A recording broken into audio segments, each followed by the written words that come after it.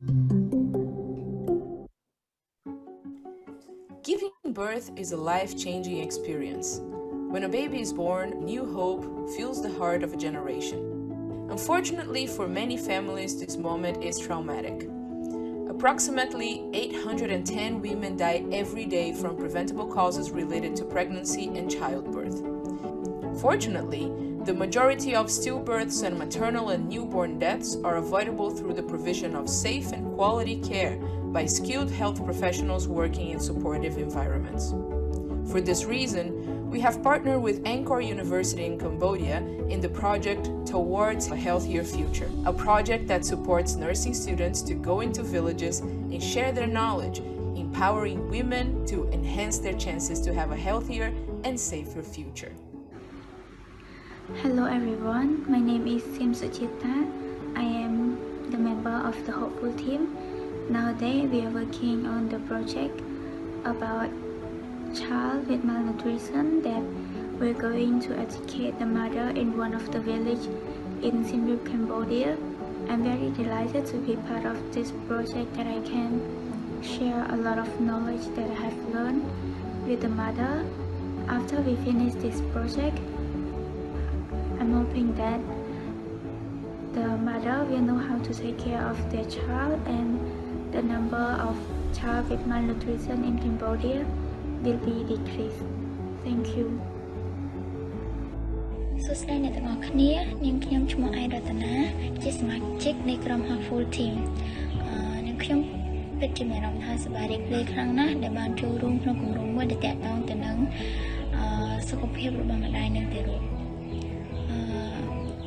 គម្រោងនេះគឺបានចែករំលែកនិងផ្ដល់នូវចំណេះដឹងជាច្រើនដល់រួមនាងខ្ញុំឬក៏ដូចជាសមាជិកដទៃទៀតផ្សេងដែរនាងខ្ញុំសង្ឃឹមថានៅពេលដែលនាងខ្ញុំបានចែករំលែកចំណេះដឹងឬមួយក៏បទពិសោធន៍ទាំងនេះទៅដល់អ្នកម្ដាយទាំងអស់គ្នានាងខ្ញុំសង្ឃឹមថាពួកគាត់នឹងកាន់តែយល់ដឹងនៃការថែទាំសុខភាពរបស់ខ្លួនឯងផ្ទាល់ឬមួយក៏សុខភាពរបស់កុមារជាដើម Hello everyone, my name is Pawan. I'm from the Hopeful team. I am very proud to be the part of this project. Nowadays I'm creating the poster to be shared with the mother in the rural area. សួស្តីខ្ញុំអត់ចូលរួមបណ្ឌិតខ្ញុំពិតជាសប្បាយចិត្តដែលបានចូលរួមនៅកម្មវិធីសុខភាពម្ដាយនិងទារកនេះខ្ញុំសង្ឃឹមថាម្ដាយគ្រប់រូបនឹងចូលរួមរៀនសូត្រយល់ដឹងអំពីបញ្ហាសុខភាពរបស់ពួកគាត់ព្រោះថាម្ដាយគ្រប់រូបគឺជាមេដានៃពិភពលោកនិងកុមារគឺជាទម្រង់ស្ថានភារ Hello everyone, I'm Hengesa. I'm very happy to be part of this project. I'm ready for share my knowledge, my experience to mother and the children. I'm stand with mother to make process of this project together. ព្រោះអ្នកគឺជាអ្នកម្ដាយដ៏ពូកែជាគំរូនិងរឹងមាំបំផុត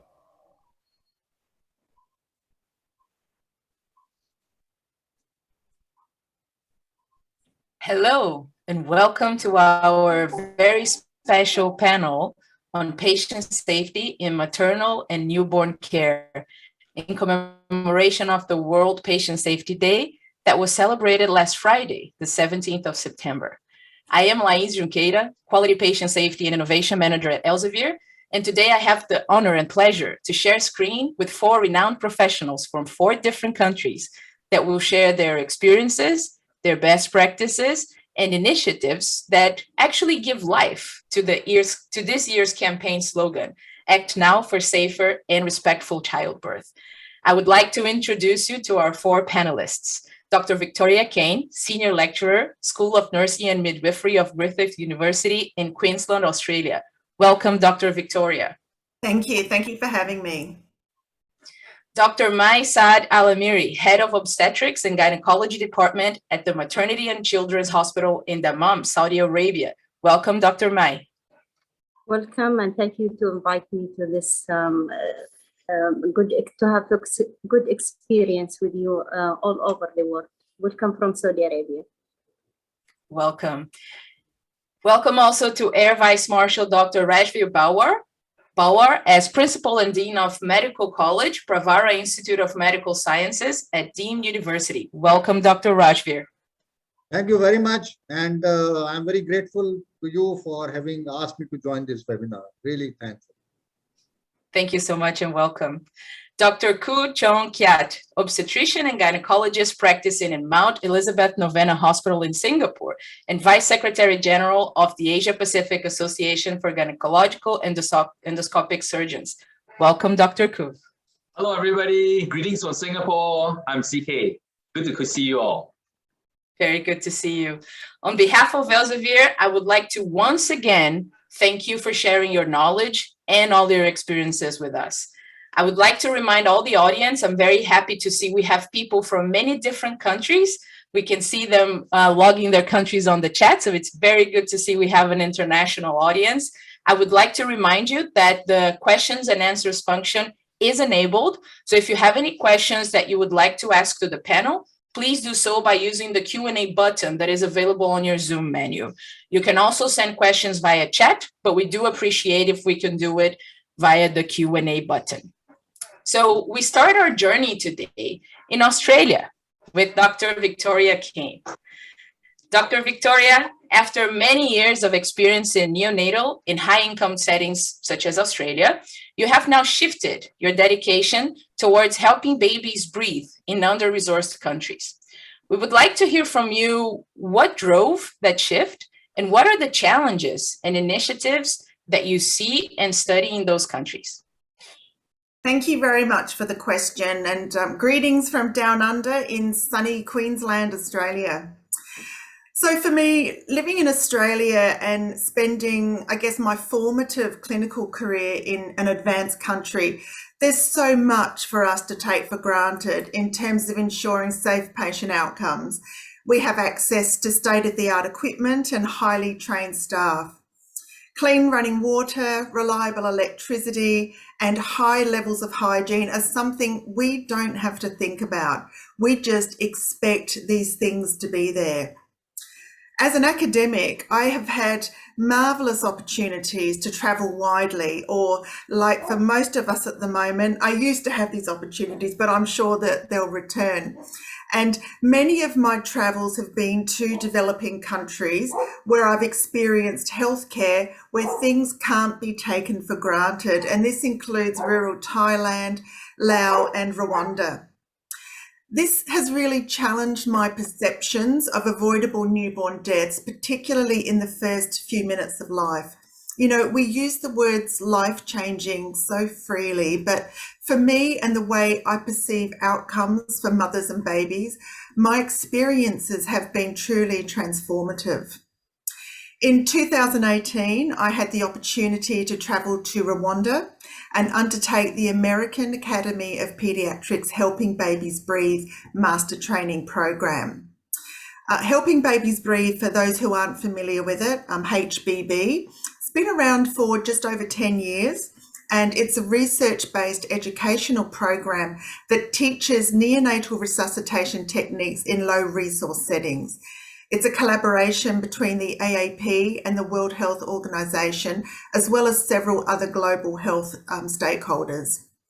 From memory, it's been implemented in over 80 countries and delivered to around 450,000 birth attendants. And outcome data suggests that neonatal mortality in these countries has been reduced by up to 50%. And the misclassification of fresh stillborns up to 25%. And by that, I mean newborns who might have been erroneously classified as stillborn, but were more likely in primary apnea and could have been salvageable. The golden minute is a key concept, the cornerstone in helping babies breathe.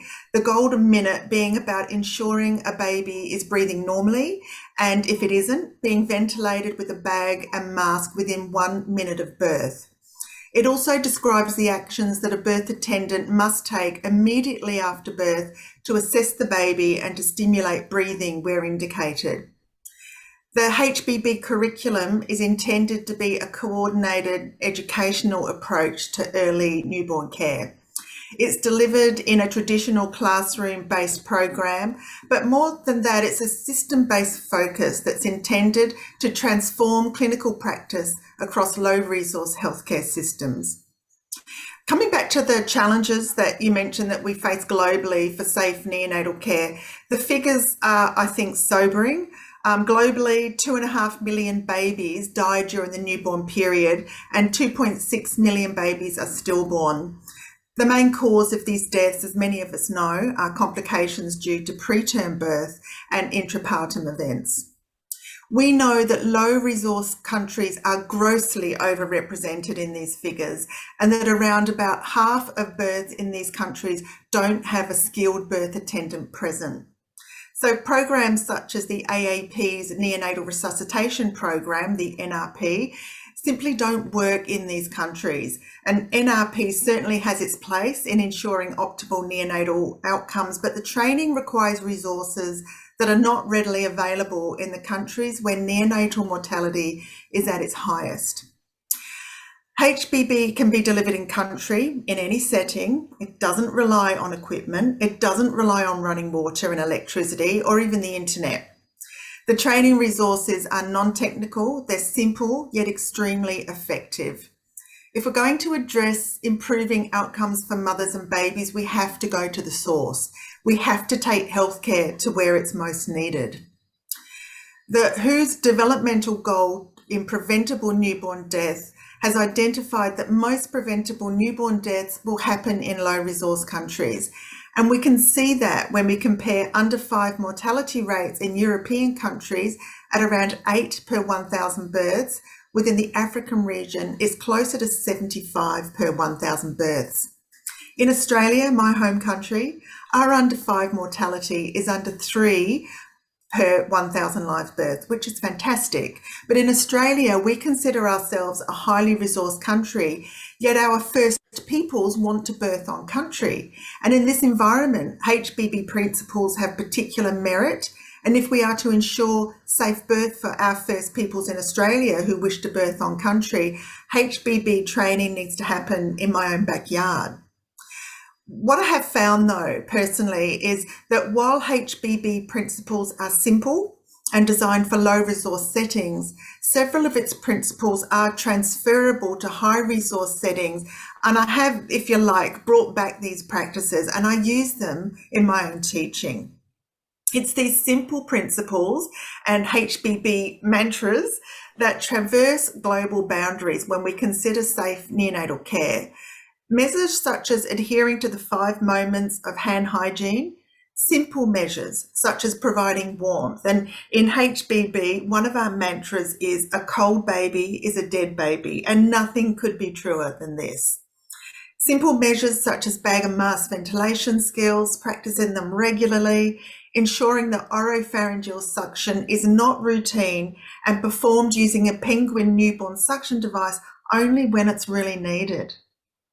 Placing the baby directly on the mother's abdomen at birth onto a clean, dry cloth, using the cloth to gently stimulate the baby while you remove the wet cloth, and place the baby skin to skin, covering with a fresh, dry cloth.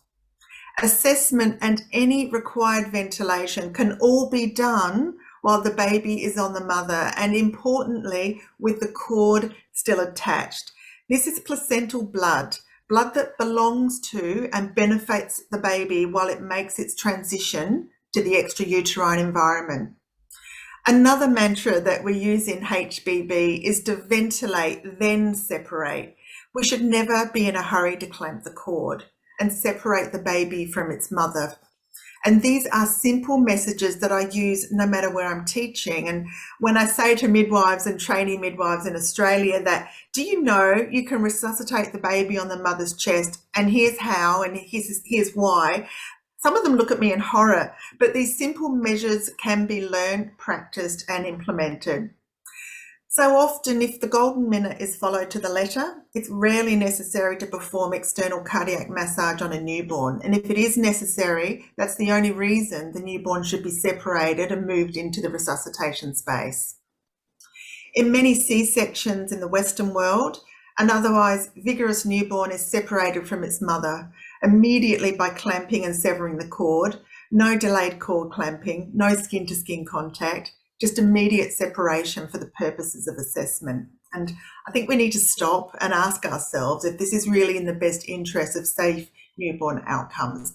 I know my time is limited here today, but I want to add one last thing. and that is the implications of international border closures, not just leaving our home countries to teach and entering other countries, but the improbability of being able to safely return have been enormous. The missed opportunities to teach HBB in country due to the pandemic are huge, and the impact this has had on neonatal outcomes in under-resourced countries doesn't bear thinking about.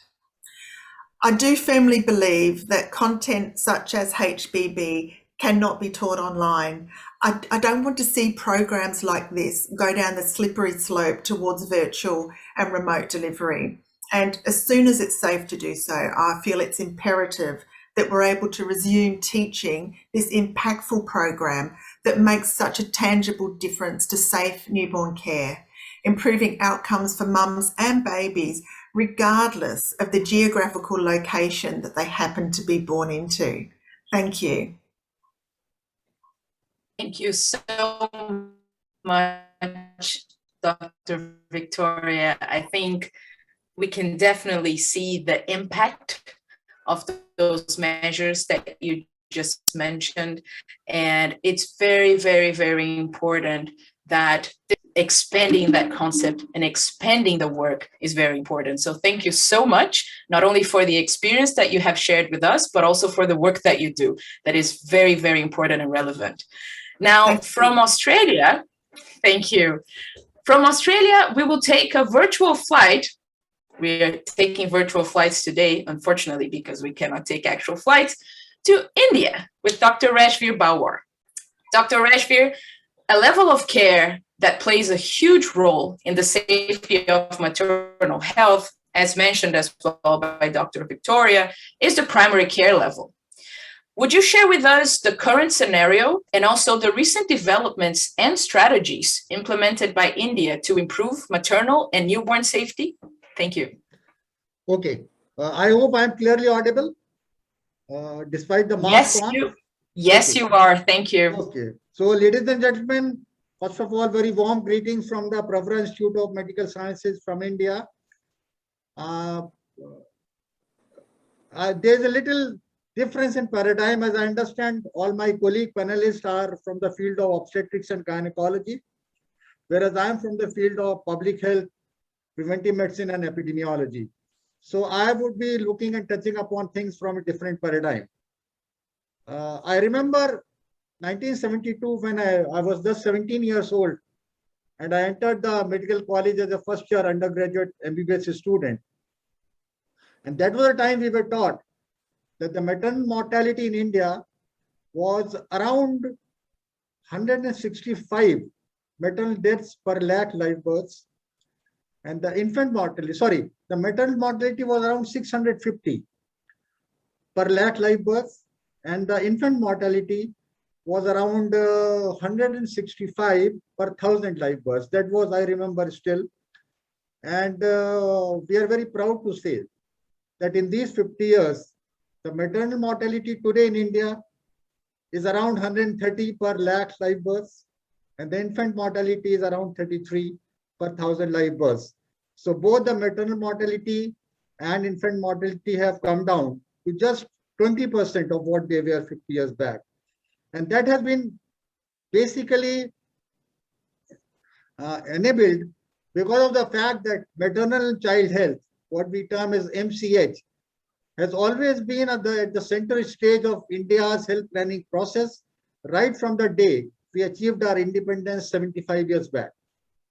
The major component of our MCH program has been to ensure the program delivery through the primary healthcare system and to integrate it with closely allied spheres, for example, family welfare planning, prevention of malnutrition, and infection control. Now, to get an insight, let us first see as to what is the primary healthcare system in India is like, because the primary healthcare system in different countries would also be different. In a nutshell, in India, at every village, there is an accredited social health activist, what we call as ASHA, who is like a daughter of the soil, and she is trained and equipped to provide the minimal grassroots level of care. In addition, at the village level, an indigenous midwife who has been trained in conducting safe and normal delivery and is called as the trained birth attendant, to abbreviate TBA, is also available. Now at the next level, catering for 3 to 5 villages or a population of about 3,000 to 5,000 is a health sub-center which is managed by an auxiliary nurse trained in midwifery and a male paramedical worker. And finally, at the apical level of primary health care is the primary health center, what we call as PHC, which is manned by 1 or 2 doctors and their supporting paramedical staff. And this primary health care center caters to the needs of about 30,000 population or 6 sub-centers.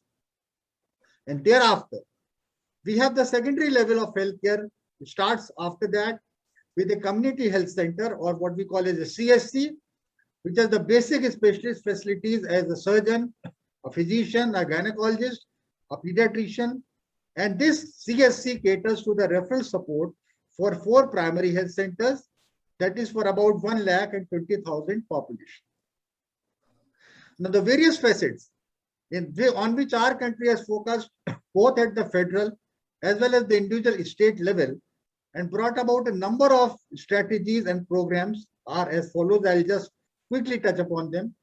Now, first and foremost, the Ayushman Bharat scheme, which was launched in 2018. This is a beautiful health insurance scheme which covers nearly 11 crore families. In other words, 50 crore persons or 500 million persons of our country who live below poverty line. Each family is covered with an insurance amount of 5 lakh rupees per year. There are empaneled hospitals, and the implementation of this scheme is on a cashless basis, and the cost is finally borne by the state. I must add that worldwide, this is the largest free public funded health insurance scheme for the poor citizens, the largest one. Now, secondly, with a view to bring skilled healthcare persons as close to the beneficiaries as possible, the concept of health and wellness centers, what we call as HWCs, has been introduced as a sister scheme of Ayushman Bharat. A total of 1,50,000 HWCs will be developed by upgrading the existing health sub-centers. The beauty of these HWCs is that they will be managed by qualified doctors from the indigenous Indian system of medicine like Ayurveda and Unani systems, or by graduate qualified nurses who have been given additional extensive training in selected medical colleges for 6 months in dealing with the common diseases as well as emergencies using the modern allopathic system of medicine. Our own medical college, of which I am the dean and principal, is also one of the medical colleges where such training is being imparted. Efficient antenatal, intrapartum and postnatal care as well as newborn care will be one of the prime objectives of these HWCs. Then a comprehensive program called the Reproductive, Maternal, Neonatal, Child and Adolescent Health RMNCHA program has been operating in India for more than 2 decades and is a high priority program for the federal as well as the state governments. Also to provide trained and skilled birth attendants for delivery of mothers who do not come for institutional delivery, a program for training of indigenous untrained midwives called the DICE in our local language has been implemented, in which they are given formal training in conducting safe delivery at home and also to identify the danger signs and organize referral of such cases.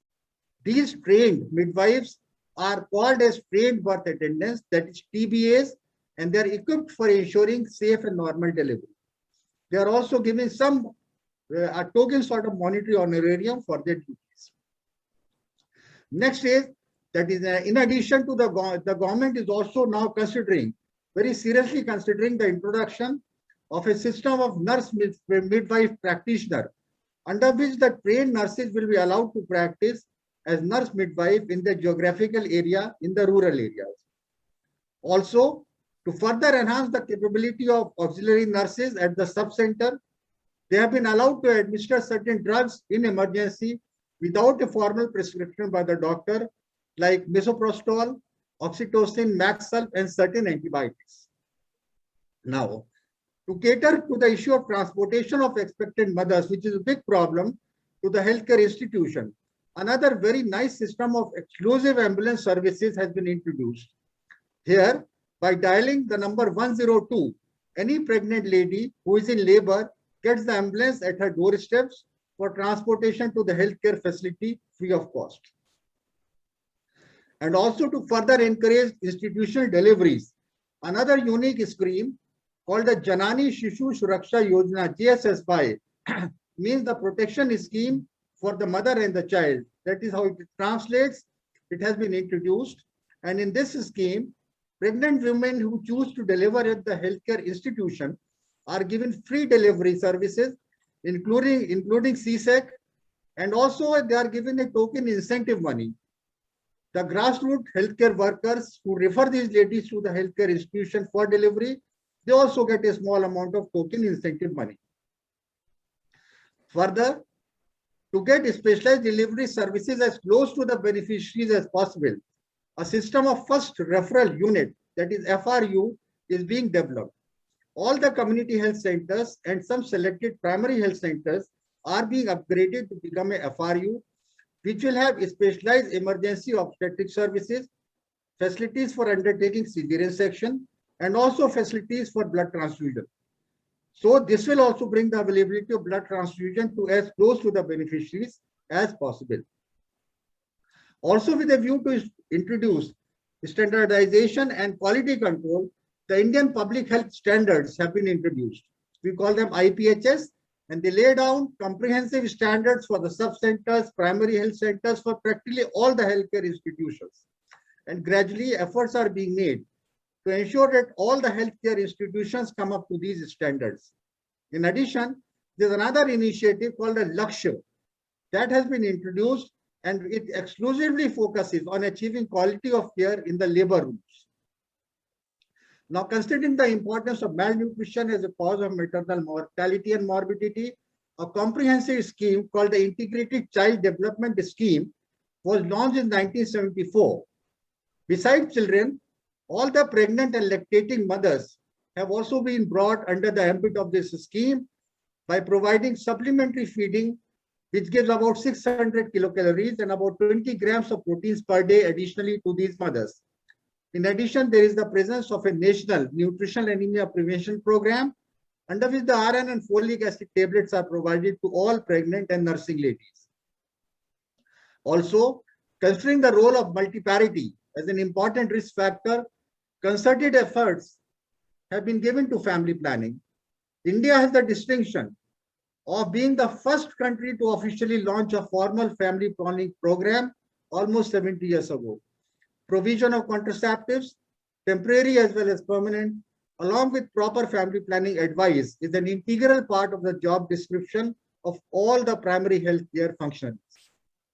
We have also addressed the issue of unsafe abortions.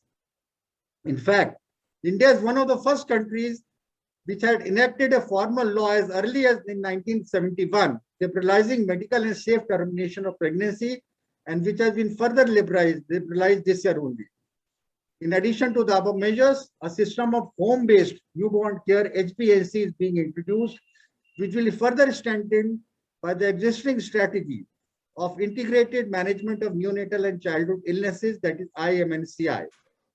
Now, digital health using telemedicine and artificial intelligence was already in the making with us for the past about 20 years, but the COVID pandemic has taught us to intensively apply its great utilities.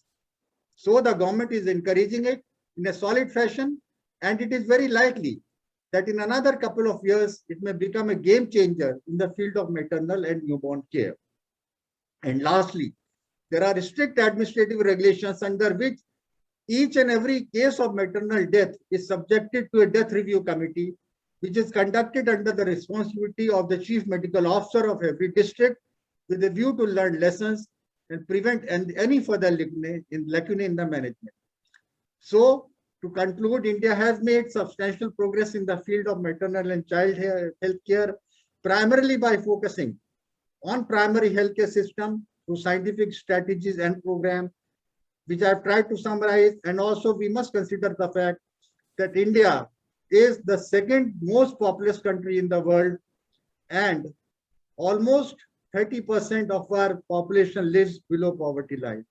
So despite all that, we have made progress, and it's primarily because of the primary health care. So thank you very much for your patient listening. Thank you. And Jai Hind. Thank you. Thank you so much, Dr. Rajveer. Thank you for sharing some of the impressive efforts and also the activities implemented in a challenging scenario, as you just mentioned, as India. Now from India, we are going to have another virtual flight, this time to Saudi Arabia with Dr. Mai Alamiri.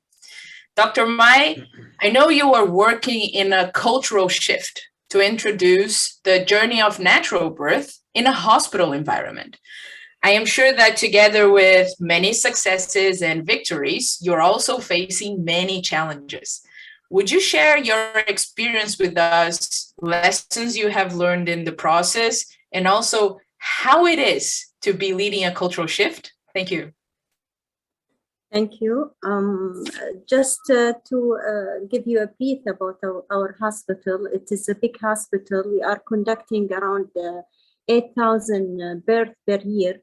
And we had a rate of cesarean around 23% of our mothers, they are delivering by cesarean. We did analysis for the causes for this cesarean, and we found two causes were the main causes. The first one is cesarean due to repeated cesareans, and the second cause is due to fetal distress.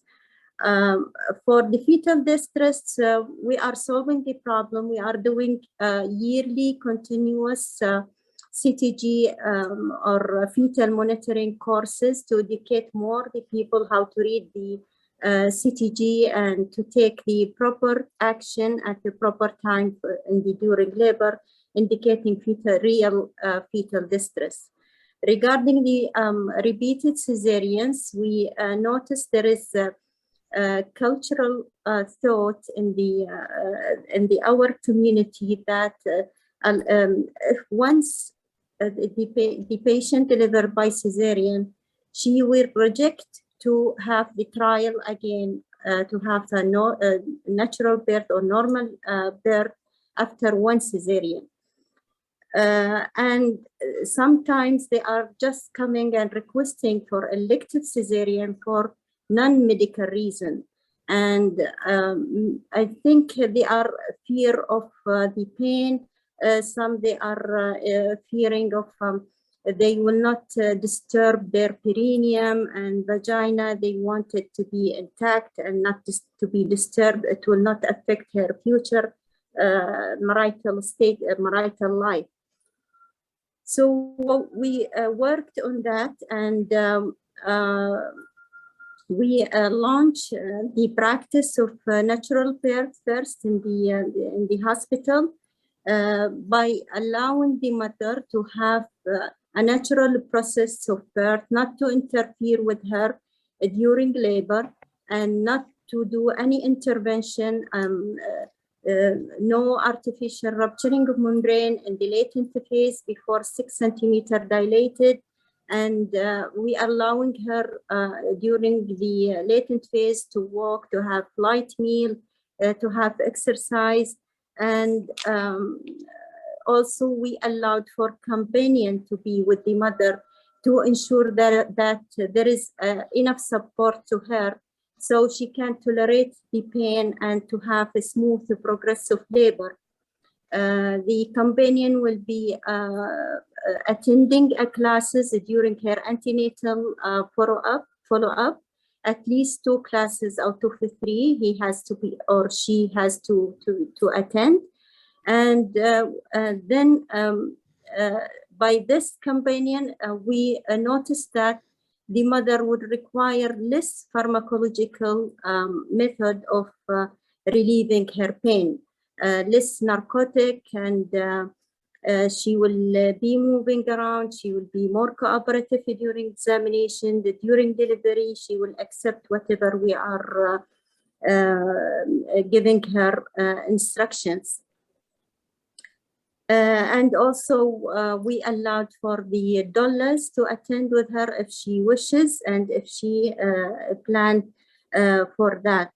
During delivery, we are doing a good perineal support, and we taught our practitioners, the doctors, the midwives, the nurses, how to do a good perineal support to avoid giving episiotomy. So no more in our hospital to give routine episiotomy for the primus, or unless it is indicated medically for tight perineum or to facilitate the delivery for fetal distress. And after delivery, we are practicing delaying the cord clamping. As mentioned by our colleague, delaying cord clamp is very important for the baby future to avoid to have iron deficiency anemia. And then to keep the baby on this in contact in the skin with the mother without barrier. And we faced a challenge with the pediatrician regarding this. They wanted to have the baby to be separated from the mother immediately so they can examine and resuscitate. But we are trying to convince them that, as mentioned by my colleague, that the examination of the newborn after delivery can be done while the baby in contact with the mother on her abdomen or in her chest. And all the examination and resuscitation can be done unless the baby required cardiac massaging. Then to keep the baby at least for one hour in contact with the skin of the mother to initiate the breastfeeding. And by this, we are ensuring the benefit of all the breast feeding and encourage her to continue afterward. Regarding in our community, there is a thought that repeated cesarean is safe for them, and they can have whatever the number. By time we are facing the complications of repeated cesareans in form of placenta previa, accreta, even percreta. And we had some critical cases ended by cesarean hysterectomy and massive blood loss. For this, we are working on educating the community by launching the awareness day, and we did a big awareness day in our hospital. We introduced the education for the public, and we are planning to repeat it also in the community, in the malls, in the public area, to repeat it again, to educate all the mothers about the risk of having unindicated cesareans and what is the sequences for that. In our community, the family are big families. They are giving birth to more, in average, more than 4. So if the mother is planning to have more than 4 cesareans, she is really at risk of having the complications and risk of morbidity and mortality for her. We are working on this, and we are also introducing the permanent tubal ligation or female sterilization for repeated cesareans to ensure the safety of the mother.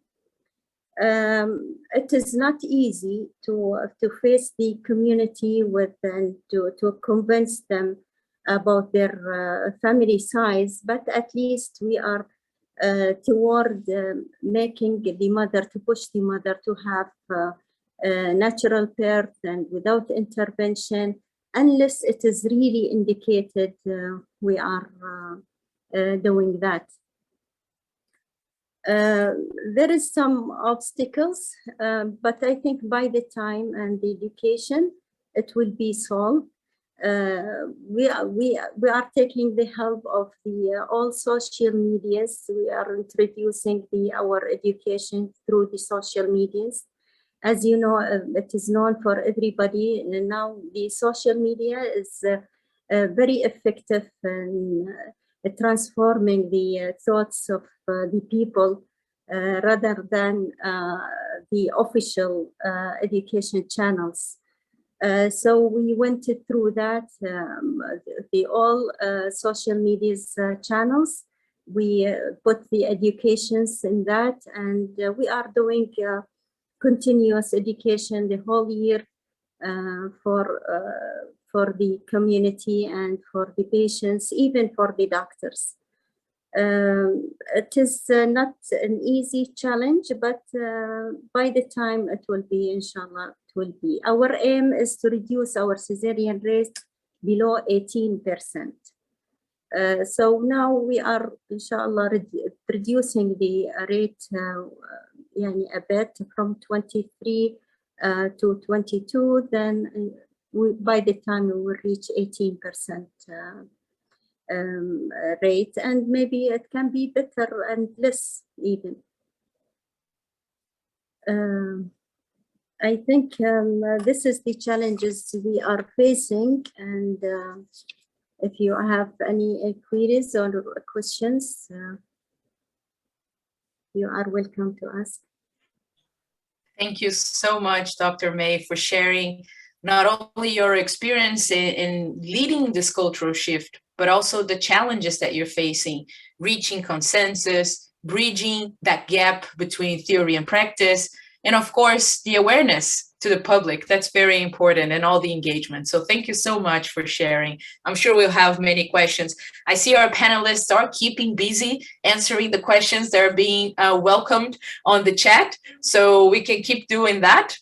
Now, from Saudi Arabia, we will arrive at our final destination, Singapore, with Dr. CK Koo. Dr. CK, I will take a hook from Dr. May that mentioned social media to ask you about the technology advances in Singapore, a country that is recognized worldwide for the technological advancements.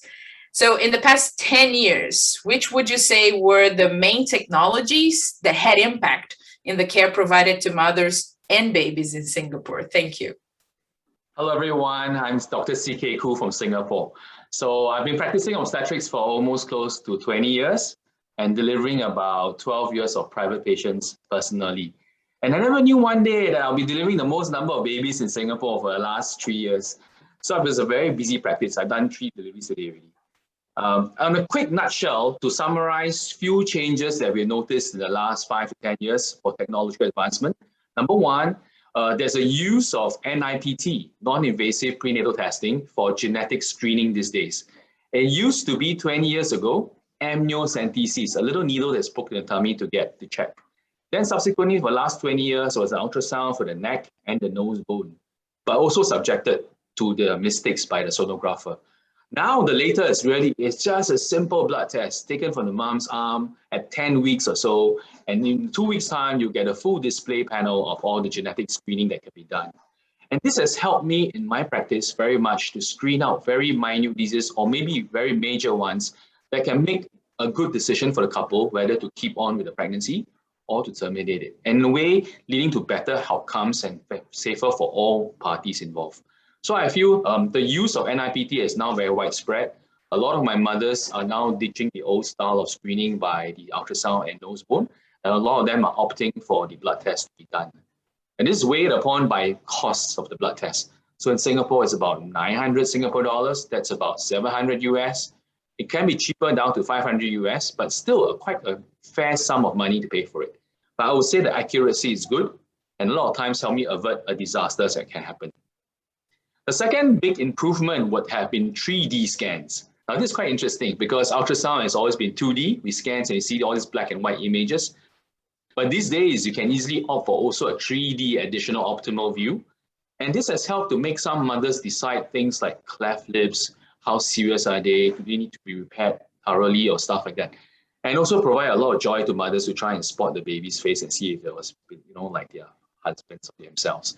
So this is some of those little bits of stuff that came out in the last few years, 3D scans. The last one is quite interesting. In Singapore, if you didn't quite realize, food is everywhere. And because we have access to it easily, we are quite a diabetic nation. It's scary to think that Singapore is top three in the world for diabetes per square kilometers of population. And so the prevalence of gestational diabetes in Singapore is pretty high. Right now, I find that despite the traditional way of poking your fingertips, and it's pretty tough to do that for some moms to check on their optimal sugar control, the latest one that we noticed, the new style of testing, will be a little tiny disc, the size of a little coin pasted on the top of your arm. And with a wave on your iPhone, literally, you will be able to just go over your skin and get a reading without the need to prick your finger. And that has allowed mothers to quite naturally go towards that for their optimal checking and see exactly what food they ate and what consequence it has. So that has led to better sugar controls for some of our mothers who are very bad diabetics or gestational diabetes who are poorly controlled. And that has been some of the breakthrough that we have noticed. So in summary, again, like I say, 1, NIPT for checking for genetic diseases, the use of 3D scans to pick up more finer details of fetal abnormalities. 3, the ability to test for sugars contactless, bloodless, using a wave of a technological iPhone over the disc and picking up a number. So this is some of the new things I noticed in the last 5 to 10 years that has changed some aspects of my obstetric care. But what I will speak on the last bit is actually something about social media and the use of true the word technology. And this is simply explained by a simple philosophy. Look at me, I'm a guy. And when I first started obstetrics ONG training 20 years ago, I always thought the domain of obstetrics would be handled by the women doctors.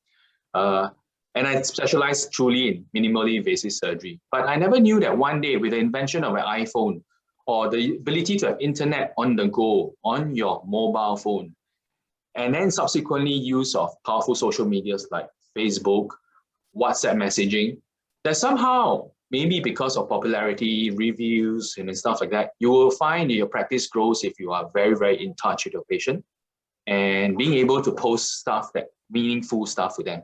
So I find that I'm one of those rare gynaes who give out my number for WhatsApp.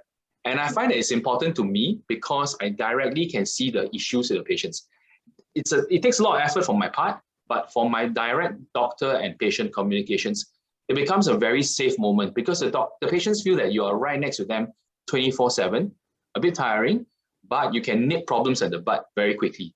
Instead of traditionally whereby you see the patient once a month and they have to hold back all their questions and thoughts and unusual practices till they clear it up with you at the visit itself. Whereas right now, by the time they actually would think of it, they actually would clear it up with you. They can video call their panty liners with pads, their broken waters, they can check with you discharges, they can talk to you about babies. They have direct access to you. And I find that although it's tiring, but it does give me very direct contact with patients and being able to handle them directly. The second one is good use of social media. So I do notice that these days, Facebook has a very powerful effect. If patients are happy with you, they paste a lot of posts on your Facebook. My Facebook is open, you can look at it. And you find that it's a positive reinforcement. Patients tend to feel that, wow, the doctor is great, outcome is good, this is authentic, patients are posting it. I probably go through the same experience too. So if you have a positive Facebook profile and post, I would say that way, it will drive patients' confidence in you. But you also will notice that they're also very tightly knitted. There's these days Telegram groups, closed Facebook groups, WhatsApp chat groups that can also drive things in a phenomenal way. Let's say if you are worried about something and some fake news is in the system, it also goes the wrong way. So there's a balance between both, how to manage it best. And sometimes for us who are practicing in a place where access to internet is very easy to get, then you got to be aware that social media does play a certain important role. And if you harness it to the great and good effect, it actually can lead to pretty good patient and baby outcome, I feel. And listening to all my fellow co-speakers, right, I feel generally, in my first course of Australian spoke about neonatology, I feel an obstetrician who is neonates trained is very useful. So I did 6 months of neonatology in my training and the biggest maternity hospital. So I was unfair if I see small babies. I always feel that all obstetricians should just spend at least 1 or 2 months in the neonatology unit just to learn baby results really, really well. And that will really stand them in good state. And as for my second speaker from India, I believe strongly in all the things that you're doing to bring up all the maternity care you can to reduce the mortality rate. That's something that is truly amazing, because in Singapore, there's not much you can do at that moment in time. But I believe in countries that can progress very much in this area, you are truly saving the lives of baby and leading to better outcomes. So good work to you. And so my Saudi Arabia colleague, I think whatever you said, I truly agree with you. I mean, you do the same practice as here in Singapore. We are the same as we're at. It makes me feel good to know that I'm just exactly just like you are.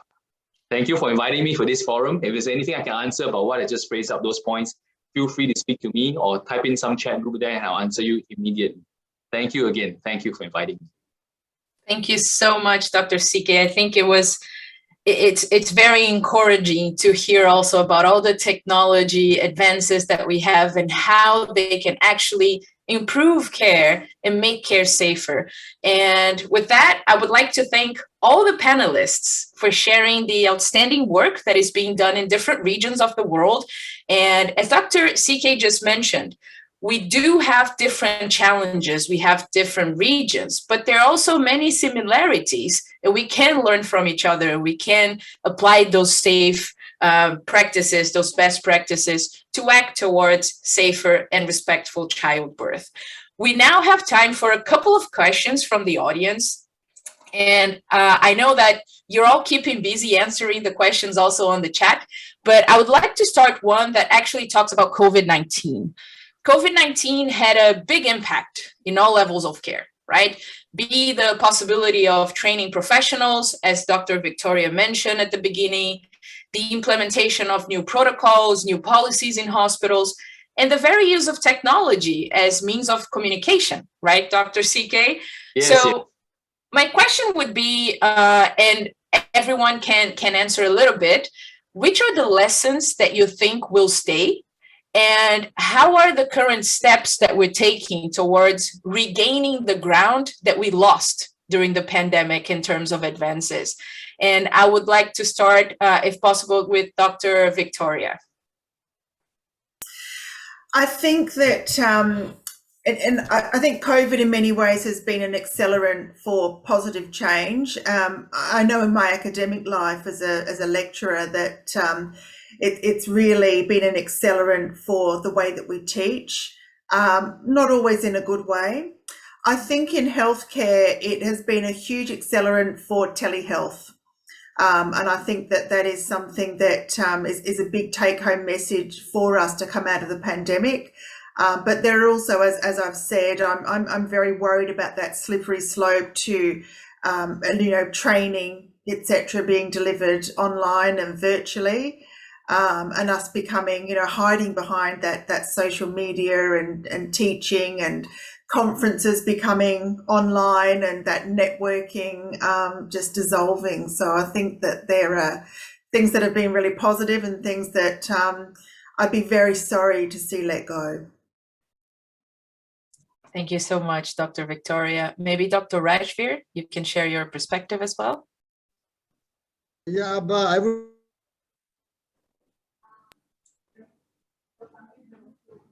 I believe your connection is facing a couple of issues. I think he froze. Am I audible? Yes, you are back with us. Okay. So I was saying we had our own bad share of COVID. In fact, if you go by numbers, we had the second maximum numbers of COVID patients in the world, second only to the United States. But of course, if you go as per the rates, because we have a huge population base, so that way it was pretty less, I must say. But then few lessons which we have learned now that the second wave has receded is that number one, that we should not panic. As a population, there is a tendency to panic, hoard, and do all those things which may not be warranted. That is the first thing. The second thing is that as a nation, from the public health point of view, in fact, all the clinicians and the public health persons and the policy makers, they must work together and be prepared For these sort of emergencies, today it was COVID, tomorrow it may be something else. Thirdly, we must stick to the strategies, the treatments which have been time tested, rather than running for things and wasting our time and energy. For example, almost a year, all over the world, we are running after remdesivir and plasma therapy and all those, and we had forgotten about oxygen. So, and ultimately it was oxygen at the public health level, which proved to be the life savior thing. So these are certain lessons which have been learned, not to panic, to be prepared, and to be always there with the time-tested therapies rather than going after things which are very fashionable. So that's what I would like to add. Thank you so much, Dr. Rajveer. Off to you, Dr. May. If you allow me just to comment and answer for Ms. Mavis. Sure. Mavis was asking about the cord clamping, how it will be done during cesareans, delayed cord clamping, I mean. This is also a part of our challenge during our cesarean. If it is done due to fetal distress, the pediatrician, they will not even allow us to complete 1 minute of delaying the cord clamp. Although after delivering the baby from the uterus, we are doing resuscitation while we are scrubbing, and during the cesarean, we are doing cleaning, stimulation, to give time at least 30 seconds, at least this is the minimum, 30 to 60 seconds to delay the cord clamp. But all the time we are facing a problem with the pediatrician. They want to take the baby fast and to resuscitate. Otherwise, if it is elective cesarean and not fetal distress, it was done for any other reason, we are just delivering the baby and keeping the baby in the field of the cesarean, drying the baby and delaying the cord for at least 60 seconds. So 1 minute is maybe enough for delaying the cord clamp and to give the benefit for the baby. During this 60 seconds, we are doing drying and stimulation. We are concentrating on the head of the baby because it is the largest surface area to dry and clean. After giving the baby during cesarean, after giving the baby to the mother, to the pediatrician, and to make sure that the baby is okay, then we return the baby back to the mother, giving that the mother is under spinal anesthesia, so she can hold the baby on her chest and continue the skin-to-skin contact. This is our practice in the hospital, and there is no complications at all delaying the cord clamp. Although some pediatricians, they are worrying about the elevation of bilirubin level, the fetus after delayed cord clamp, but this is not the fact, and there is no harm of delayed cord clamp. There is a lot of benefit for the fetus, not the complications. Thank you so much, Dr. Mai. I see Dr. CK is also keeping busy on the chat, replying all the questions. I will ask one last question that we have here from the audience. Dr. Rajveer mentioned digital resources and clinical technology. How can use of clinical information at the point of care empower healthcare professionals to improve maternal and neonatal healthcare indicators in India?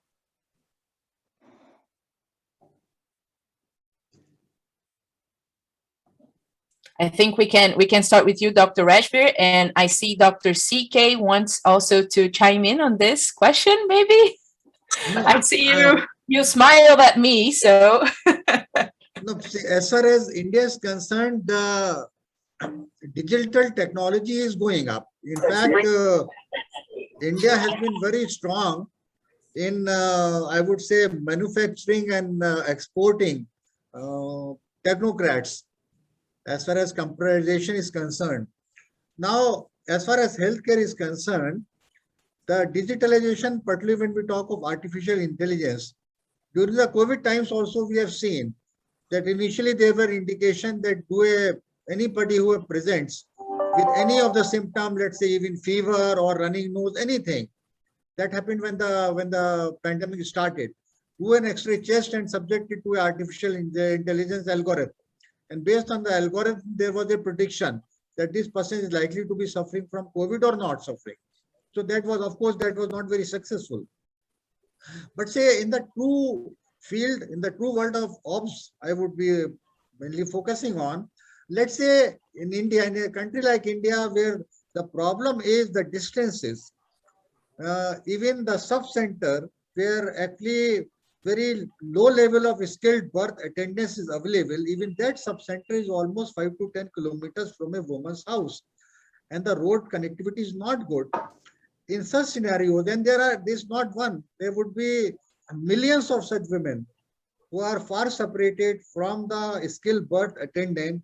If we have a technology where the data from the patient or even the visual from the patient as a relevant could be transmitted to an expert, an experienced obstetrician who may be sitting at the primary healthcare level or even at the hospital, and a trained birth attendant who is actually managing this lady at the home level, the domiciliary level, the lady could be guided very well. And if we have artificial intelligence in place, of course, it will need a lot of data, and the data has to be researched so that the algorithm that is put is the correct algorithm. Otherwise, this little bit trained birth attendant may go wrong. But then if we develop the correct algorithms and if we have the good connectivity, it may really help, particularly in a developing country like India. That's what my take is.